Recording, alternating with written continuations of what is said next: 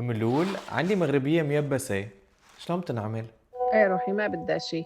بتجيب المغربية شي تقريبا مقدار كاسة، بتحط لها عليها مي سخنة وبتعيفها شي ساعتين ثلاثة تقريبا، شوفي حسب ما تفتح. بتعود بتغير عليها مي باردة، بتغير عليها مرتين ثلاثة.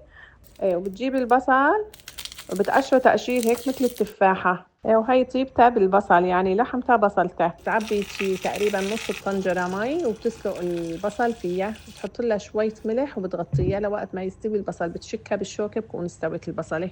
بتصفيها وبتاخد مرقتها، مو تكب المرقة، طعمة مرقة البصل مشان تسلق فيها المغربية. بتجيب الطنجرة وبتحط عليها معلقتين ثلاثة سمنة مع معلقتين ثلاثة زيت.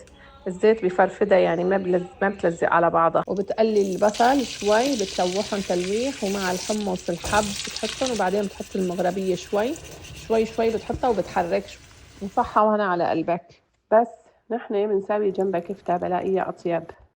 هلا الكفتة عبارة هي عن كبابة بنحط عليها ملح وبهار ومندهكها ومندعبلها. بنجيب بصل جوانح وبنجيب جزر أحمر. وبما انه انا باوروبا وما عندي جزر احمر فجبت جزر برتقالي لنجربها. على سيرة اوروبا، شو رايكم تحصلوا على اقامة اوروبية باستثمار عقاري؟ اسمعوني لكم. المشروع موجود بلاتافيا ضمن الاتحاد الأوروبي، بيضم فندق 5 نجوم مطل على البحر، ومدرسة دولية، ومنطقة تسوق، ومتحف، وشاطئ خاص. والأسعار بتبدأ من 250 ألف يورو مع مرونة بالدفع، وبرنامج خاص للإقامة السريعة. والمطور هو شركة إيجل هيلز العالمية بقيادة محمد العبار. وإذا حابين تعرفوا المعلومات كاملة فيكم تتواصلوا على هذا الرقم. ومنقليهم مع بعضهم البصل والجزر. نضيف اللحمة عليها فوقها منقليها، بس بحيث تتقلم ما تحركها مشان ما تفرط الكبابة. بعدها بنضيف عليهم دبس الرمان ودبس البندورة، وبنضيف عليها كاسة مي أو كاسة ونص حسب كمية اللحمة والجزر.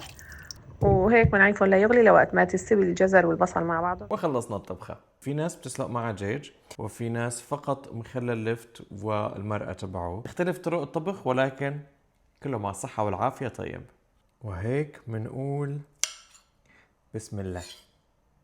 الله الله الله، هذا الاختراع ابوه صراحة كلها طيبين.